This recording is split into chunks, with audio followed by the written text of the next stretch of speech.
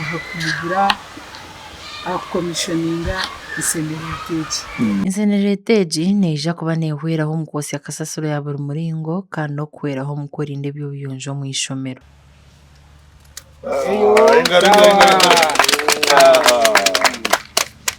Gerard Betty Gefera, President wa Rotary Club of Mbarara East, nagira ngu bo amaani bagatiire aha kwombeka iseneretezi omu mashomero gatari kushana kwongyera kurinda eby'obuhangwa.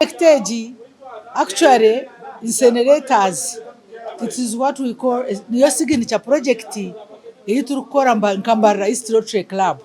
Egi incinerator iyi twakora neya mushanju. Sente kuba ziri ntukora. Ugu nikwo kuhiga buri muntu weena kwayegiita omu Rotary abo oburungi bw'okuhwerana nk'oku arikushobora. Nishaba abantu mwena abashaija n'abakazi mwije mujoyininge Rotary tukorere hamwe tuhereze Ruhanga turukurabira omu bantu be turukubahereza. Tokwetaka kuhereza abo orukumanya nabo takumanya nobahereza. Nawe Ezra Atuheire Senior Education Officer wa Mbarara yagira ngu n'ekintu kirikwerarikiriza okwosya kasasiro omu buri mwanya omu ishomero ahabw'okuba eshaaha yoona nihabaho akabi. Kushanga ngu baronda omwanya bacumikamu omuriro deero omwika gwaza omu atmosphere kandi ekyo kireetera environment yitu yaba kubi.